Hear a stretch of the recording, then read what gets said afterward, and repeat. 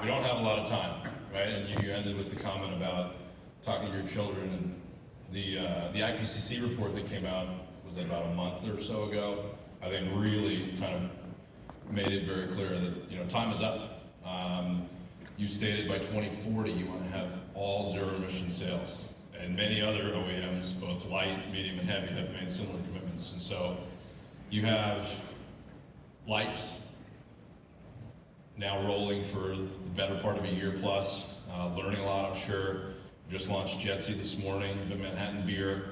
Great start, but how do we get from there to 2040? That's a lot to happen in a relatively compressed amount of time, given the scale and the transformation we're talking about. So what are the keys to success there?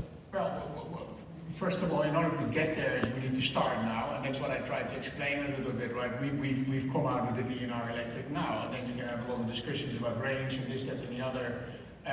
But we need to, with what we have, we need to start right now. We see the VNR Electric with a 150-mile range ideal in the areas where it matters.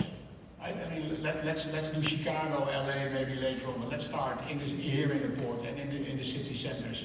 So that's one, get started. Then two, of course, we need to work together. We need partnership. Light was a good example of that. Jetsy is a good example of that. But in the general business, we need partnership as well. We need leaders from the energy business, from the OEMs, from both federal and state agencies to sit together and see how are we now going to get to the next level.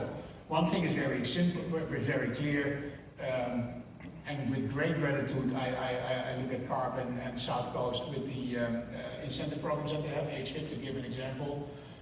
That will remain important for the next coming couple of years, I would say, until we come to that volume and we see then scale effects in production and the cost coming down, and the total cost of ownership of the electric vehicle will reach the total cost of ownership of a diesel vehicle at a certain moment. So incentivizing, helping to make that move, get transporters on board is an important thing. Infrastructure, of course, is super important. Right now, we can start because we have chosen applications where the trucks come at home, and so they can get charged at night. But we need to sit around the table, both for battery electric vehicles, but also for later on for fuel cell electric vehicles. How are we going to work on infrastructure? So we'll get there.